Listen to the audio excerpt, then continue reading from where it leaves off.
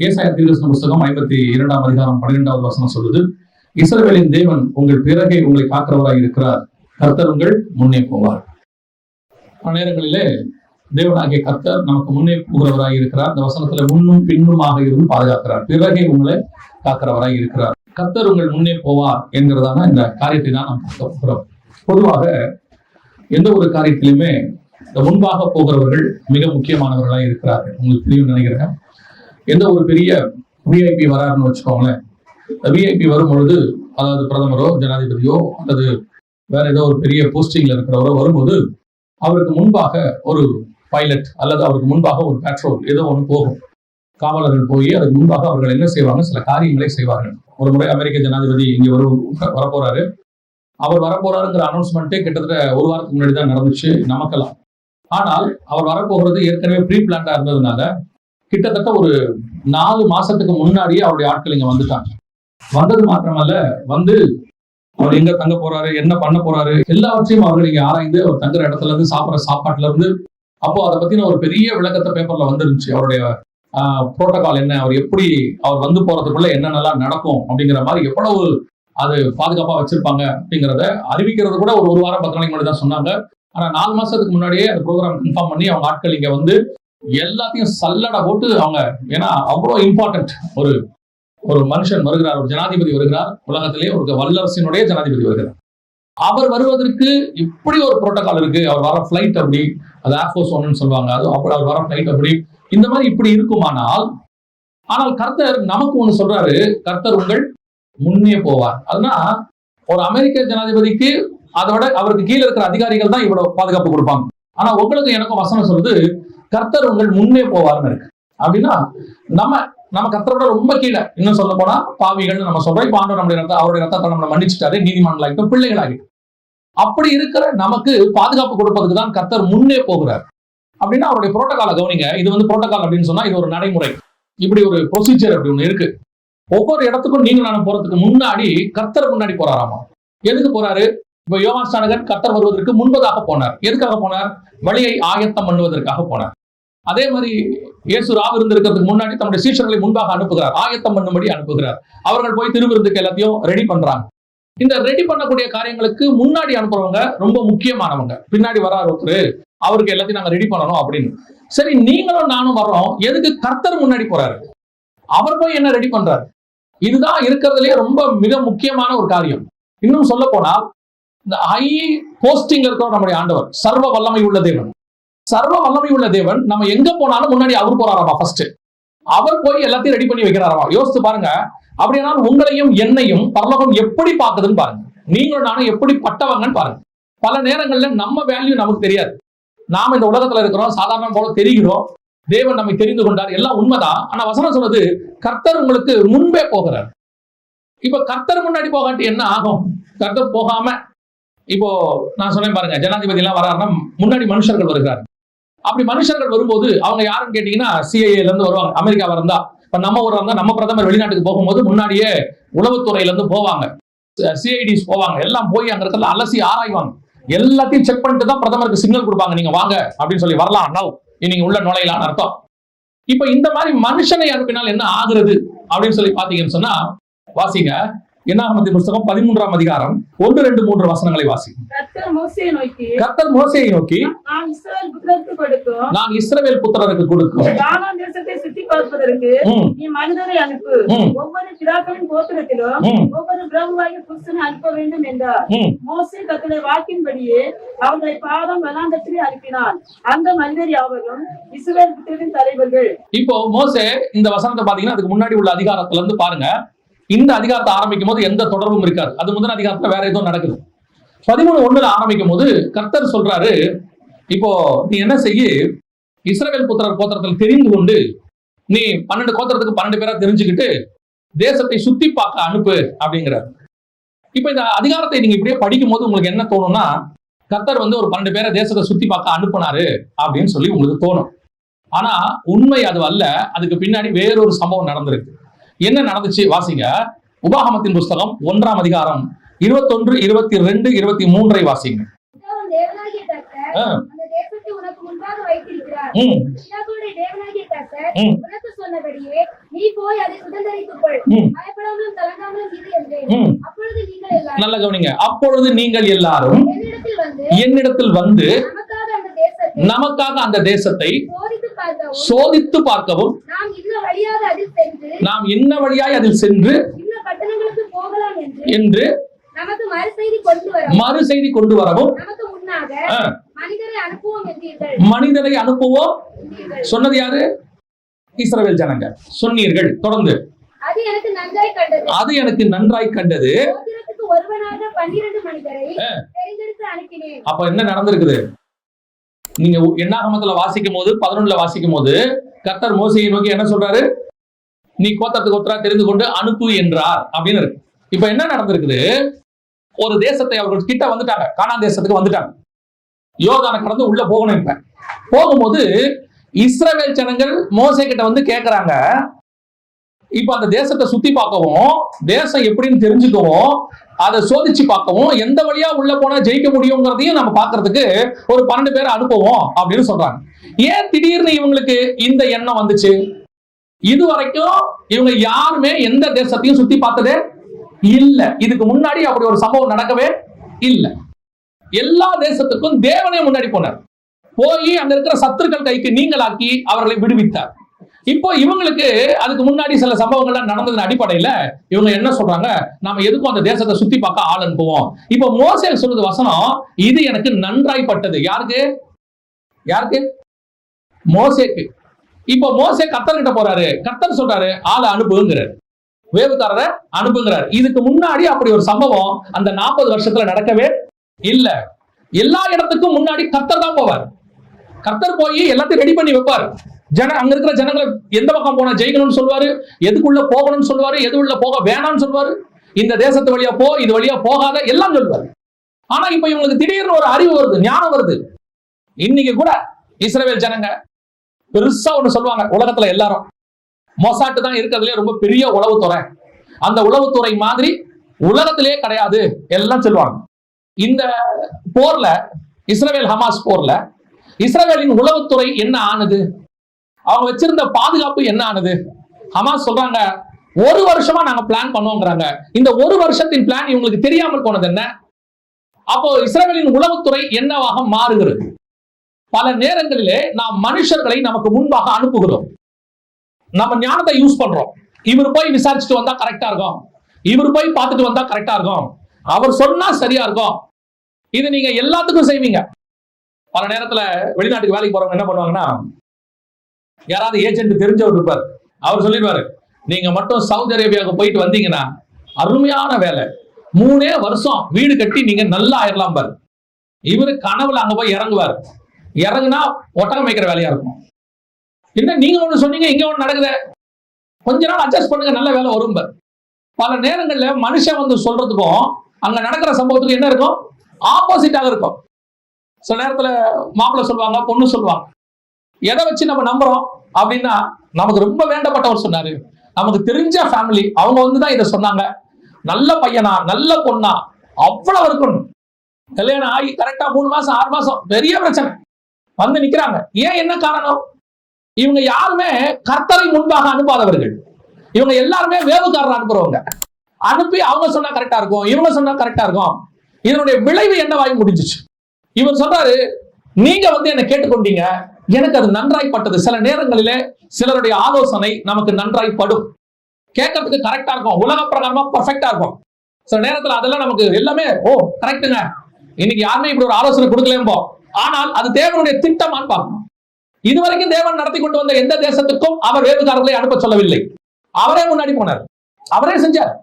இன்னைக்கு மனுஷனை முன்பாக அனுப்புகிற ஒரு கூட்டம், மனுஷனை நம்புகிற கூட்டம், மனுஷனுடைய ஆலோசனையை நம்புகிற கூட்டம், இவங்க எல்லாம் போய் பார்த்துட்டு வந்தாங்க. பார்த்துட்டு வந்துட்டு என்ன சொல்றாங்க தெரியுமா? 13ஆம் அதிகாரத்துல என்னாகமத்தின் புத்தகத்தை 33வது வசனத்தை வாசிக்கும். அங்கே ராட்சத பிறவியான ஏனாக்கின் குமாரராகிய ராட்சதரை கண்டோம்,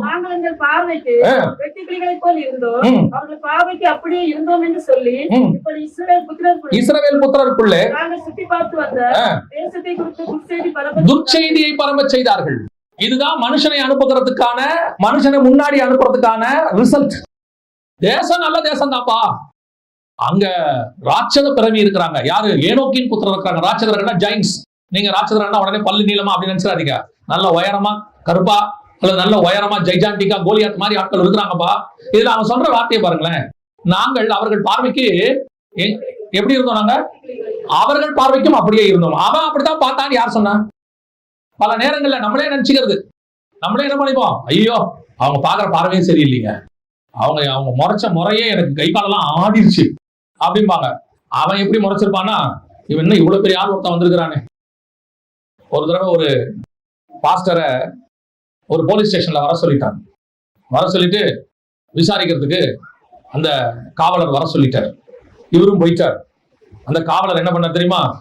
போதகரை மிரட்டி இவரை இதுக்கப்புறம் அங்க சர்ச்சை நடத்தக்கூடாதுன்னு சொல்றதுக்காக அனுப்புனார். போன உடனே கேட்டாரு, என்னையா அங்க சர்ச்சை நடத்துறீங்களாமே, அங்க சர்ச்செல்லாம் நடத்தக்கூடாது அப்படின்னு. உடனே இவர் சொன்னாரு, சர்ச்சை நடத்தக்கூடாதுன்னு நீங்க சொல்லாதீங்க, நாங்க எல்லாம் முறைப்படி தான் வச்சிருக்கோம், இல்லைன்னா விட்டுருங்க, நான் மேலதிகாரி கிட்ட பேசிக்கிறேன்ட்டா. இந்த மேலதிகாரி கிட்ட பேசுறான்னு இவருக்கு கை காலெல்லாம் நடுங்கிருச்சு. எந்த மேலதிகாரி, யாரா இருக்கும்? இவர் சொல்லிட்டு பாஸ்டர் வந்துட்டார். அப்புறம் அவரே கூப்பிட்டு சொன்னாரு, ஐயா நீங்க மேலதிகாரி கிட்ட போகாதீங்க, பேசி நம்மளே என்ன செஞ்சிருவோம், முடிச்சிருவோம் எல்லாம் சொல்லிட்டாரு. அப்புறம் கூட இருந்த அந்த நண்பர் கேட்டாரு, பாஸ்டர் நீங்க எந்த மேலதிகாரி உங்களுக்கு தெரியும்? இங்க எனக்கே தெரியாத நிறைய பேர். அவர் சொன்னாரு, நமக்கு மேல ஒரு அதிகாரி உட்கார்ந்துருக்கிறாரு, நம்ம ஆண்டவர் உட்கார்ந்துருக்கா, அவரை தான் சொன்னேன்னு. பல நேரத்துல நாம ஆண்டவரை தான் சொல்லுவோம், ஆனா அவங்களுக்கு அதை உண்டான பயம் உண்டாகும். சில நேரத்துல கர்த்தர் நம்மள மேல உட்கார வச்சிருப்பாரு, உங்களுக்கு நீங்களே தாழ்த்தி கொள்றீங்க. துர்ச்செய்தி. இப்ப இவன் வந்து சொல்லிட்டான், இல்ல இல்லைங்க அந்த தேசத்துக்கு போகவே முடியாது. ஆனா கர்த்தர் சொல்றாரு, உங்கள் பிதாக்களுக்கு வாக்கு பண்ணின தேசத்துக்கு நான் கூட்டிட்டு போறேன், நான் சொல்லிட்டு உனக்கு அதை தரேன்னு. இவன் சொல்றான், கஷ்டம் வேணாம். இதுதான் மனுஷனை நம்புகிறது. இப்ப இருக்கிற மனுஷன் அப்படி ஆப்போசிட். கர்த்தர் வேணும்னு சொல்லிப்பாரு. இவன் துர்ச்செய்தியை எப்படி சொல்லுவான் தெரியுமா? அதுவும் ஒரு வகையான துர்ச்செய்தி தான். ஒரு நண்பர் ஒருத்தர் பில்டிங் கட்டினார். கட்டும்போது அவர் கூட இருந்தவர் 2 அடி எக்ஸ்ட்ராவா கட்டணும் அப்படின்னு சொல்லி அவர் கூட இருந்தவர் சொன்னாரு, அதெல்லாம் கட்டலாம் ஒன்றும் பிரச்சனை. இவர் சொல்றாரு, இல்ல பர்மிஷன் வாங்கிடுவோம், பின்னாடி பிரச்சனை ஆயிரும் அப்படிங்கிறாரு. இவரு தேவ மனுஷன், அவர் வாங்கிடுவோங்கிறாரு. இவரு, ஐயா இங்க எல்லாருமே அப்படிதான் கட்டிருக்காங்க, இதை போய் நீங்க போய் பர்மிஷன் வாங்குறேன்னு, நீங்க கட்டுங்க நான் பாத்துக்கிறேன் எல்லாம் அப்படின்ட்டாரு. அப்புறம் கட்டியாச்சு. திடீர்னு கவர்மெண்ட்ல இருந்து நோட்டீஸ் வந்துருச்சு. வந்த உடனே இந்த ஆள் சும்மா இருக்க மாட்டேங்கிறாரு. இப்ப அப்பவும் சொல்றாரு, ஐயா இதுக்கு என்ன டாக்ஸோ அதை கட்டிடுவோம், போய் பேசுவோம், நமக்கு ஆளெல்லாம் தெரியும், எல்லாம் நமக்கு தெரிஞ்சவர் தான், போய் பேசி எல்லாம் கரெக்ட் பண்ணிடலாம் வாங்க அப்படின்னு போய் கடைசியில அங்க இருக்கிற மனுஷர் ஆபீசர் கேட்கிறாரு, நீங்க எல்லாம் கிறிஸ்தவங்க தானே, உங்களுக்கு இது தெரியாதா இப்படி கட்டக்கூடாதுன்னு, இது வந்து தப்புன்னு தெரியாதா அப்படின்னு 4 வார்த்தை கேட்டோன்னு தேவ மனுஷனுக்கு இருதயம் உடைக்கப்பட்டுருச்சு. அவர் சொன்னாரு, எனக்கு 48 மணி நேரம் டைம் கொடுங்க, நான் இடிச்சிருக்கேன். இவரு அப்பவும் இந்த ஆள் வந்து, நீங்க எதுக்கு இடிக்கணும் ஒத்துக்கிட்டீங்க, இதை விட மேலான ஆபீசர் ஒருத்தர பார்க்கலாம். இவர் சொன்னாரு, மரியாதையா ஓடி போயிரு. அப்படியே சொல்லியிருக்காரு, மரியாதையா ஓடி போயிரு. நான் கட்ட ஆரம்பிக்கும் போதே சொன்னேன் இது தப்பு வேணான்னு, நீதான் என் புத்தியை வந்து மங்க பண்ணின, இப்ப என்னை கொண்டு வந்து அவமானப்படுத்துற அளவுக்கு நிறுத்திட்ட. 48 மணி நேரத்தில் அந்த கட்டடத்தை அந்த மனுஷன் இடிச்சிட்டாரு. எதுக்கு சொல்றேன்? நற்செய்தி சொல்ற மாதிரியே துர்ச்செய்தி சொல்ற கூட்டம் ஒண்ணு இருக்கு, துர்ச்செய்தி சொல்ற கூட்டம் நேரடியா ஒண்ணு இருக்கு. நீங்கள் அதற்கு காரணம் என்ன? உங்கள் நம்பிக்கை மனுஷன் பேர்ல இருப்பது. உங்களுக்கு முன்பாக நீங்கள் கர்த்தரை அனுப்பவில்லை, கர்த்தரை நம்பல. பல நேரங்களிலே இந்த மிஸ்டேக்கை ஆவிக்குரியவர்கள் கிறிஸ்தவர்கள் செய்கிறார்கள். உங்களுக்கு முன்னாடி யார் போறான்னு பாருங்க, யாரை அனுப்புறீங்கன்னு பாருங்க. இதுவரைக்கும் நடத்தி கொண்டு வந்த தேவன் இனிமேல் நடத்த மாட்டாரா? இதுவரைக்கும் தேவனை நம்பித்தானே எல்லாம் செஞ்சீங்க, இப்ப மட்டும் என்ன திடீர்னு ஞானம் வந்துருச்சு? எனக்கு பெரிய ஆச்சரியம் என்னன்னா, ஒண்ணுமில்லாத காலத்துல எல்லாம் 100% கர்த்தரை நம்புறாங்க.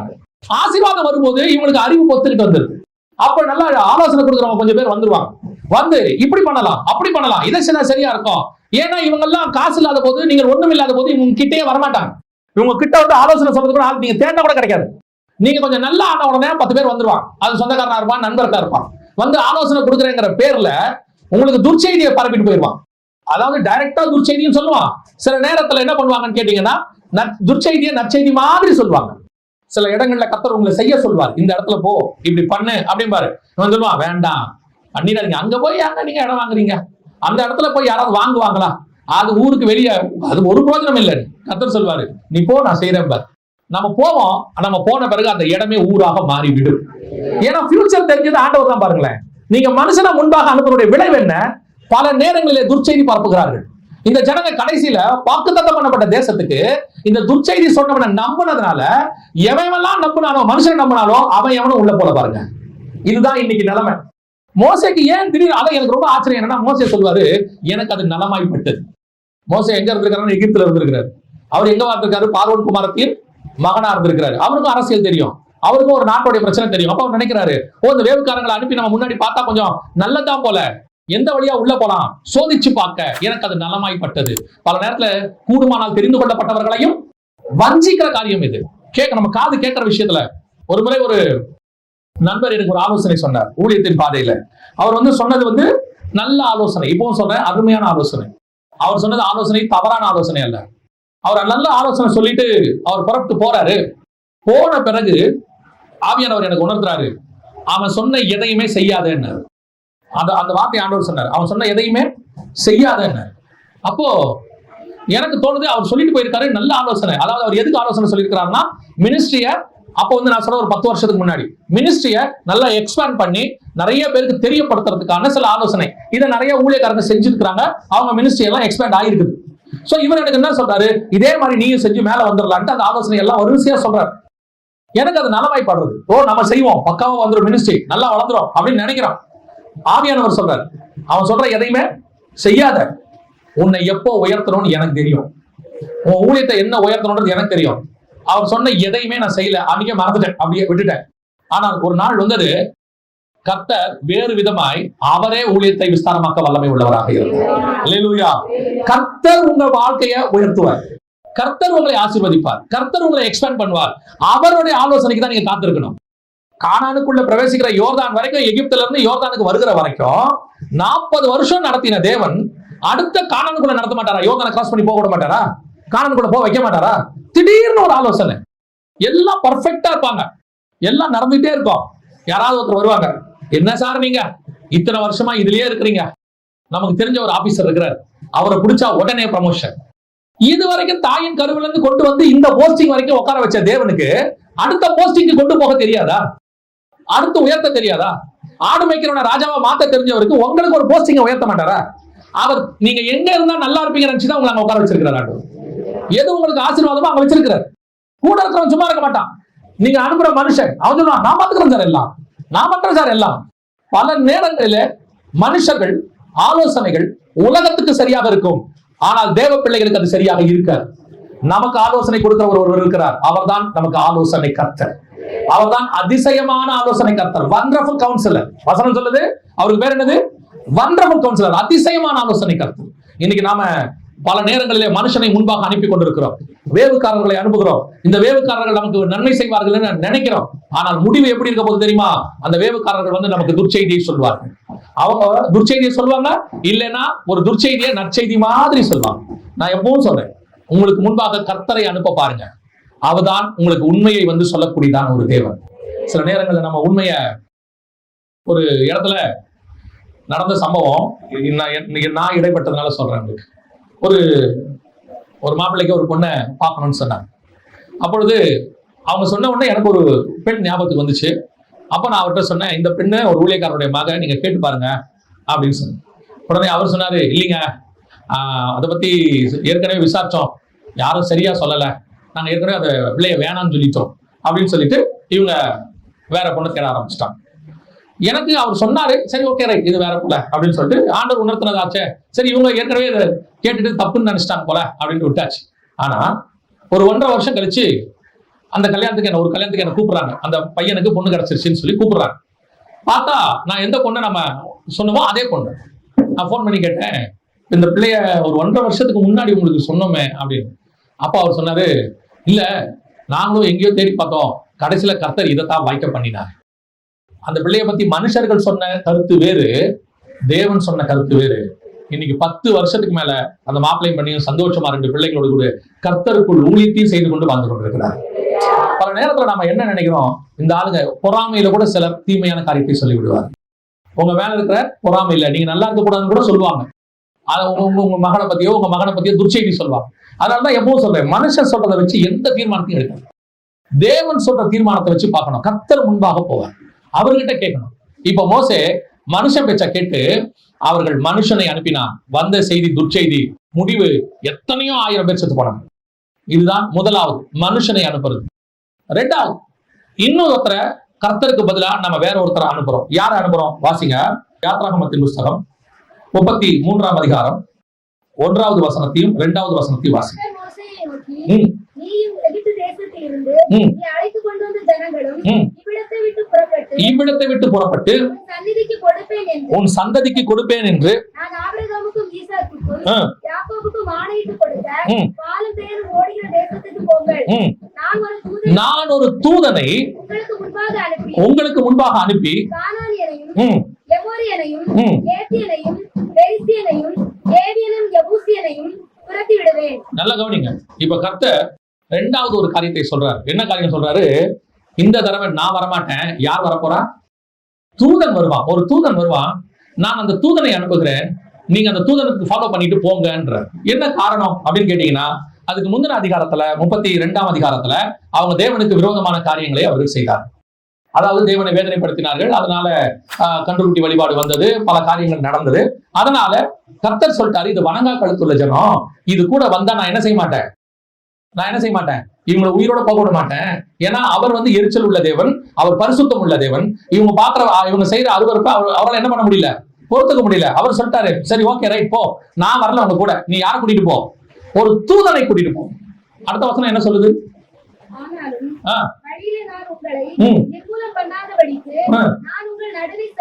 செல்ல மாட்டேன். நீங்கள் வணங்கா கழுத்துள்ள ஜனங்கள்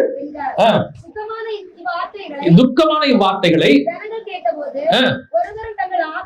நல்லா கவனிங்க. இந்த வார்த்தை எப்படி இருந்துச்சு? அவங்களுக்கு துக்கமாக இருந்துச்சு. இது யாருக்கு துக்கமா இருந்துச்சு? ஜனங்களுக்கும் இருந்துச்சு, தேவனுக்கும் இருந்துச்சு. அவருக்கு துக்கமா இருக்குது. துக்கமான இந்த வார்த்தை ரொம்ப கஷ்டம். உங்க கூட நான் வரலப்பா, நீங்க போங்க, நீங்க வணங்கா கழுத்து உள்ளவங்க, என் சுபாவத்துக்கும் உங்க சுபாவத்துக்கும் ஒத்து வராது, வழியிலே உங்களை அழியாதபடிக்கு. இந்த வார்த்தை மிகுந்த துக்கத்தை மோசேக்கு ஏற்படுத்துச்சு.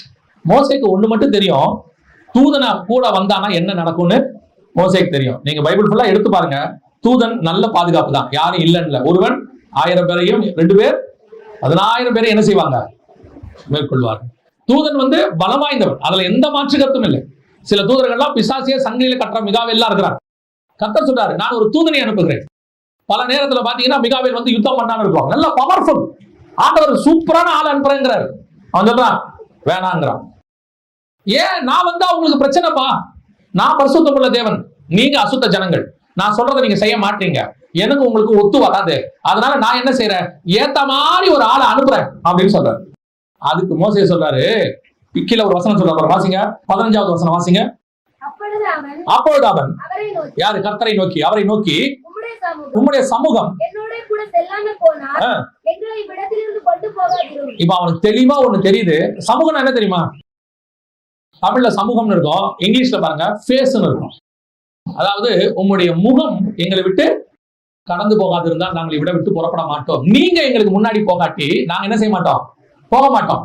எங்களுக்கு தெரியும் நீங்க வந்தீங்கன்னா எங்களுக்கும் உங்களுக்கும் ஒத்து போகாது, நாங்க செய்யற வேலையில எங்களுக்கு பாதிப்பு இருக்குது, நீங்க பரிசுத்தம் உள்ள தேவன், நான் கொஞ்சம் தப்பானவங்க தான், ஆனா ஆண்டவரே நீங்க தான் எங்களுக்கு பாதுகாப்பு. பல நேரத்துல நாம இந்த மீடியேட்டர் ஒருத்தரை வச்சுக்கிறோம், சேஃபான மீடியேட்டர். பல நேரத்துல இந்த சேஃபான மீடியேட்டர்ஸை நாம என்ன நினைச்சுக்கிறோம், இவங்க சாதாரணமானவங்க இல்ல, தேவ மனுஷன், இவங்க தேவ தூதர், இவங்க இருந்தா கூட போதும் அப்படின்னு நினைக்கிறோம். ஆனால் மோசேக்கு ஒண்ணு தெரியுது, எத்தனை தேவ தூதன் வந்தாலும் அது தேவன் வந்ததுக்கு ஈக்குவலாக மாறவே மாறாது. எப்பேற்பட்ட ஆட்கள் நமக்கு துணையாக இருந்தாலும் அந்த இடத்துல நாம தேவன் வைக்கிற ஸ்தானத்துக்கு வேற யாருமே என்ன செய்ய முடியாது, வைக்க முடியாது. இப்போ இந்த புதிய ஏற்பாட்டு காலத்துல தூதனுங்கிறது ஊழியக்காரனையும் குறிக்கும். வாசிங்க, ஒரு உதாரணத்துக்கு நான் உங்களுக்கு சொல்றேன்.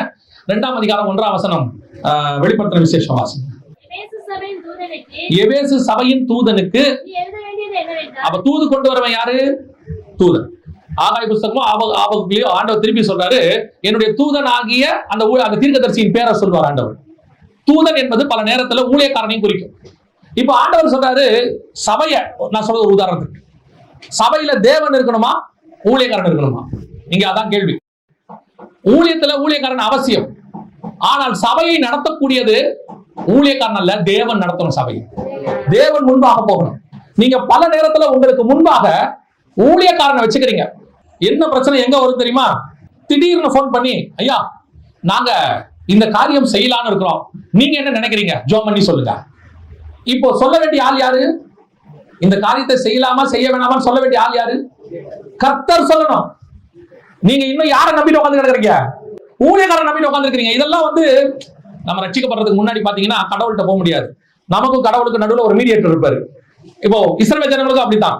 அவங்க பரிசுத்த ஸ்தலத்துல போய் தேவனை பார்க்க முடியாது. பிரதான ஆசாரியன் ஒருத்தன் என்ன செய்வான்? நடுவில் இருப்பான். அதே மாதிரி தான் இப்பவும் நீங்க ஒரு ஊழியக்காரனை பிடிச்சி வச்சுக்கிறீங்க. ஆனாலும் ஒரு ஊழியக்காரன் தூதனை பிடிச்சிக்கிறீங்க. தேவன் சொல்றாரு, சரி நீ அந்த தூதனையை பிடிச்சுக்க. மோசே சொல்றான், அந்த கதை இங்க வேண்டாம், எனக்கு யார் வேண்டாம்? தூதன் வேண்டாம். யார் வரட்டும்? நீங்க தான் வரணும். ஊழியக்காரன் என்பவன் தேவனுக்கும் மனுஷனுக்கும் நடுவில் இருக்கிற மீடியேட்டர் கிடையவே கிடையாது. நமக்கும் தேவனுக்கும் மீடியேட்டர் ஒருத்தர் இருக்கிறார்னா அது ஆண்டவராக இயேசு கிறிஸ்து ஒருத்தர் மட்டும்தான். அவர் தான் மத்தியஸ்தர். உங்களுக்கு என்ன தெரியுமா? மைண்ட்ல நீங்க தேவ சமூகத்துல உட்கார்ந்து ஜெபம் பண்ணி ஃபாஸ்ட் பண்ணி ஆண்டவர்கிட்ட இருந்து பதில் வாங்குற அளவுக்கு உங்களுக்கு நேரம் இல்லை. அதனால என்ன பண்ணிடுறது தெரியுமா? ஏதாவது ஒரு ஊழியக்காரனை பிடிச்சி வச்சுக்கிறது, ஒரு ஊழியத்தை பிடிச்சி வச்சுக்கிறது. அந்த தூதனை தேவனுக்கு அவங்களுக்கு நடுவில் வச்சுக்கிட்டு எதுக்கு எடுத்தாலும் உடனே போன், ஐயா எங்களுக்கு ஜெபம் பண்ணுங்க, ஐயா பிள்ளைக்கு ரொம்ப காய்ச்சலா இருக்கு கொஞ்சம் ஜெபம் பண்ணிக்கோங்க. நீங்க சொல்றது தப்பு இல்ல, உங்க நம்பிக்கை அந்த ஊழியக்காரன் மேல போதில்ல, எடுத்த உடனே போன் பண்ணணும் தோணுது இல்ல, அதுதான் தப்பு. நீங்க தான் ஜெபம் பண்ணணும். ஏன்னா உங்கள் தேவனாகிய கர்த்தர் உங்களுக்கு முன்பாக கடந்து போய் இருக்கிறார். அவர் தான் சுகம் கொடுக்கிறவர், அவர் தான் விடுதலை ஆக்குகிறவர். அவரை விட்டுறிய இன்னைக்கு தூதனை பிடித்துக் கொண்டு அலைகிற கூட்டம் ஒன்று இருக்கிறது. எதுக்கு எடுத்தாலும் ஒரு ஊழியக்காரனை பிடிச்சுக்கிறது. ஒண்ணு கல்யாணமா உடனே ஐயா ஜெபம் பண்ணுங்க, இந்த தீர்க்க தரிசனமா ஆண்டவர் என்ன சொல்றா சொல்லுங்க. பையனுக்கு வெளிநாட்டுல வேலையா? உடனே போன். ஏதாவது ஒண்ணு வியாபாரம் தொடங்கலாமா? உடனே போன். எதுக்கு ஆளை பிடிச்சிட்டு அலைவிய ஊழியக்காரனை? பழைய ஏற்பாட்டுல தேவன் வெளிப்படவில்லை, ஆகவே அவர்கள் ஒரு தீர்க்கதரிசியோ ஆசாரியனோ பிடித்துக் கொண்டு அலைந்தார்கள். புதிய ஏற்பாட்டுல பரிசுத்த ஆவியானவர் உங்களுக்குள்ளே வாசம் பண்ணி கொண்டு இருக்கிறார். அவரை புடிங்க. ஊழியக்காரனை விக்கிரகமா மாத்தாதீங்க. பாஸ்டரா இருக்கட்டும், எவாஞ்சலிஸ்டா இருக்கட்டும், தீர்க்கதரிசியா இருக்கட்டும், யார் வேணா இருக்கட்டுமே. ஒரு டீச்சர் உங்களுக்கு சொல்லி கொடுக்குறாங்க, பாபா பிளாக் ஷீப் சொல்லி கொடுத்தாங்க, வாய்ப்பாடு சொல்லி கொடுத்தாங்க, அப்புறம் வந்து ட்ரிக்னாமெட்ரி, எக்கனாமிக்ஸ் எல்லாம் சொல்லி கொடுத்தாங்க. நீங்க இன்ஜினியர் ஆயிட்டீங்க, அமெரிக்காவுக்கு போயிட்டீங்க, லட்சக்கணக்கில் சம்பாதிக்கிறீங்க. நீங்க அந்த டீச்சரை என்னைக்காவது பார்க்கும் போது தானே மரியாதை கொடுக்குறீங்க? ஆமா தானே? என்னைக்காவது பார்க்கும்போது என்ன சொல்வீங்க? நீங்க அன்னைக்கு ஒரு நல்ல டீச்சரு, இவங்களுக்கு பாடம் எடுத்தாங்க, கர்த்தருடைய கிருபையில இன்னைக்கு நான் இன்ஜினியரா இருக்கிறேன், மேட்டர் முடிஞ்சிச்சு. அதே வேலை தான் ஊழியக்காரனுடைய வேலை. எங்க வேலையும் அதே தான். உங்களை தேவன் பக்கம் திருப்பி விடுற வேலை எங்க வேலை. நீங்க எங்களை கனப்படுத்துறீங்க, அது வரைக்கும் தோத்துறோம். ஊழியக்காரங்கிறவன் பயத்தை உண்டு பண்ணுறவனா, பயத்தை எடுக்கிறவனா? பில்லி சூனியம் இருக்குன்னு சொல்லி உன்னை பயமுறுத்துறவன் ஊழியக்காரன் கிடையவே கிடையாது. இருக்கிறதா இருந்தால் அதை எடுத்து விட்டு உனக்கு சந்தோஷத்தை கொடுக்கறான்ல, அவன் தான் ஊழியக்காரன். இயேசு கிறிஸ்து வந்தவங்கிட்ட என்ன சொன்னாரு? அது குஷ்டரோகியாவே இருக்கட்டுமே, பிசாசு பிடிச்சவனா இருக்கட்டுமே, அது சிறு வயது முதல் கொண்டு வியாதியஸ்தனா இருக்கட்டுமே, 38 வருஷமா பெரும்பாடுடனா இருக்கட்டுமே, அடுத்து ஒன்னே ஒண்ணு சொன்னார், சுகமாயிருவ, இனிமேட்டு பாவம் செய்யாத போ. வேலை முடிஞ்சா? பிசாசு பிடிச்ச ஒருத்தர் இருந்தானா அவனை சுகமாக்கிட்டு பக்கத்துல உட்கார வச்சுக்கிட்டாரு, வேலை முடிஞ்சு. சரியான ஆவி இருக்கிற எந்த ஊழியக்காரனும் சாபமான வார்த்தையை பேச மாட்டான். பரிசுத்த ஆவி பெற்ற ஊழியக்காரன் என்ன பேச மாட்டான்? சாபமான வார்த்தைகளை பேச மாட்டான். அவன் என்ன சொல்லுவான்? கடிந்து கொண்டு பேசுவானே ஒழிய நரகத்துக்கு போக அப்படியே சொல்லுவான். இயேசுநாதர் பாவி நரகத்துக்கு போகாம இருக்கிறதுக்கு தான் வந்தார். இயேசுநாதருடைய ஆவியை பெற்றிருக்கிற இவர்கள் ஒருத்தர் நரகத்துக்கு அனுப்புறானா இவன் என்ன ஆவி உடையவன்? பரிசுத்த ஆவியை வந்து கேட்கிறான், அக்கினி இறக்கி எல்லாரும் என்ன பண்ணிடுங்க, அழிச்சு போட்டுருங்கன்னு சொன்ன உடனே இயேசு சொன்ன வார்த்தை என்ன தெரியுமா? நீங்கள் என்ன ஆவி உடையவர்கள்? உனக்கு என்ன ஆவிடா இருக்கு? நாம அழிக்கவா வந்திருக்கிறோம்? காப்பாற்ற வந்திருக்கிறோம், நாம ரட்சிக்க வந்திருக்கிறோம். அப்போஸ்தலர்கள் அந்த அடி அடிக்கிறாங்க, ஸ்தேவானை கல்லெறிஞ்சு கொள்றாங்க. அவன் வாயிலிருந்து ஒரு வார்த்தை வரல. அவன் சொன்ன வார்த்தை என்ன தெரியுமா? கர்த்தாவே, இவர்கள் செய்கிறது இன்னதென்று அறியாது இருக்கிற இவர்களை மன்னியும். இதான் முடிஞ்சு வேலை. இயேசுநாதருக்கு ஈக்குவலா எந்த ஊழியக்காரனையும் மாத்த கூடாது. எனக்கு முன்னாடி தூதன் அவசியம் இல்லை, எனக்கு முன்னாடி தேவன் தான் போகணும். ஊழியக்காரன் தேவை, ஆலோசனை கொடுக்கறதுக்கு தேவை, கூட ஜெபிக்கிறதுக்கு தேவை, சில பிரச்சனைகள் வரும்போது தோல் கொடுக்கறதுக்கு தேவை, உங்களுக்கு ஓடி வந்து எல்லா காரியத்தையும் செய்யறதுக்கு ஊழியக்காரன் தேவை. நான் இல்லைன்னே சொல்லல, ஆனா தேவனுக்கு ஈக்குவலா போக கூடாது. அதை மட்டும் நல்லா தெளிவா போறேன். அதைத்தான் சொல்ல வரேன்.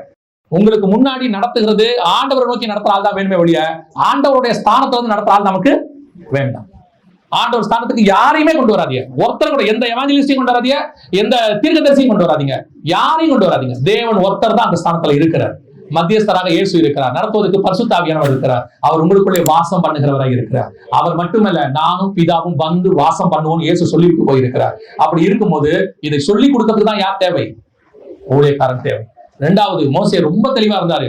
முதல் தடவை நாங்க தப்பு பண்ணிட்டோம் ஆண்டவரே, மனுஷனை அனுப்பிட்டோம், மனுஷனை அனுப்பினுடைய விளைவு நாங்க நிறைய பாடம் கத்துக்கிட்டோம். இப்போ நாங்க மனுஷனையும் அனுப்ப போறது இல்ல, யாரும் அனுப்ப போறது இல்ல, தூதனையும் அனுப்ப போறது இல்ல, உம்முடைய சமூகம் எங்களுக்கு முன்பாக.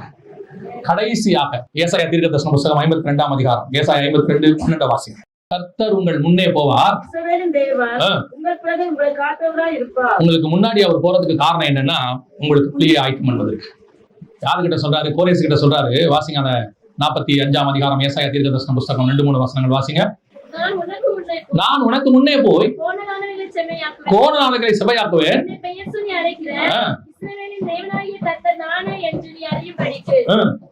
அடுத்த வசனம். வெண்கல கதவுகளை உடைத்து இருப்பு தாப்பால்களை கதவை உடைப்பாங்களா திறப்பாங்களா?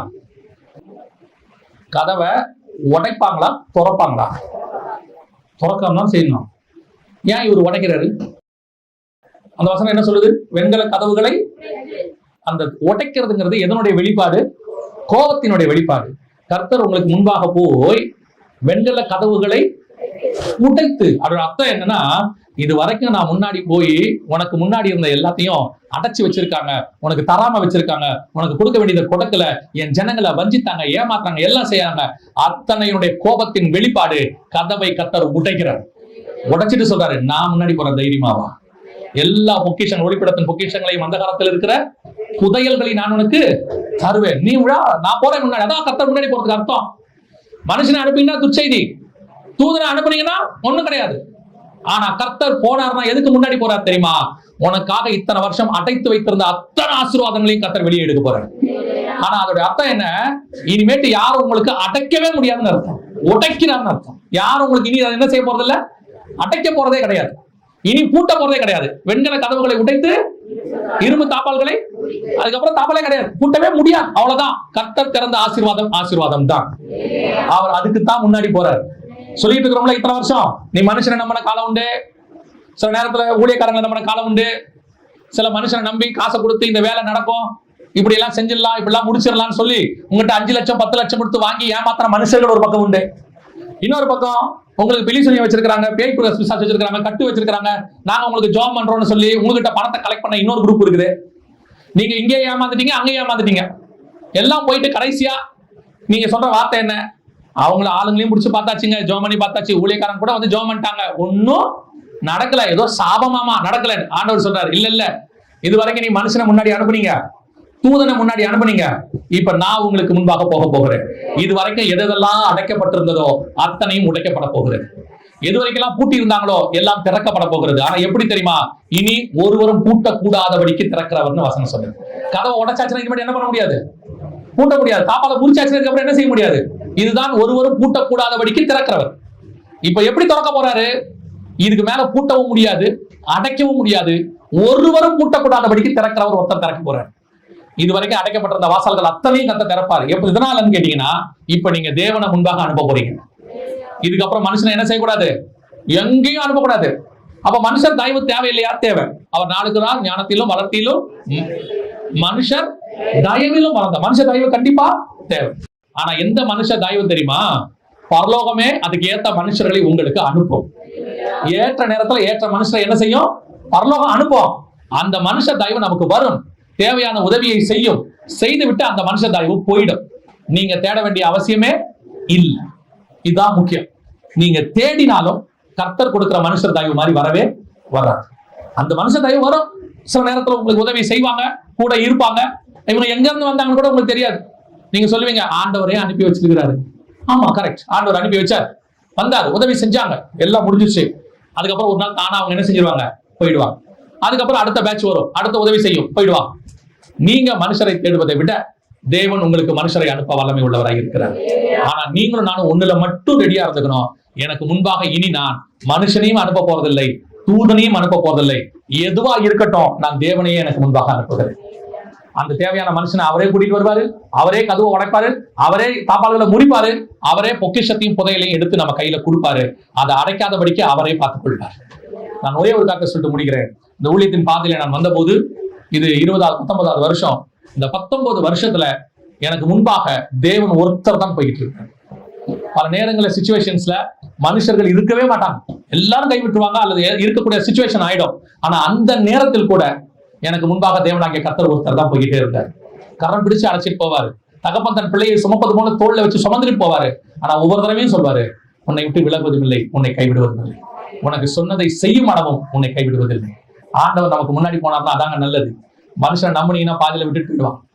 எந்த மனுஷன் மேலேயும் நம்பிக்கை வைக்காதீங்க. நம்பிக்கை வைக்காதீங்கன்னா அவனை வெறுக்காதீங்கன்னு அர்த்தம் இல்ல. கர்த்தர் ஆளை கொடுப்பாரு, அந்த மனுஷன் வருவாரு, நமக்கு தேவையான உதவி செய்வார், போயிடுவார்.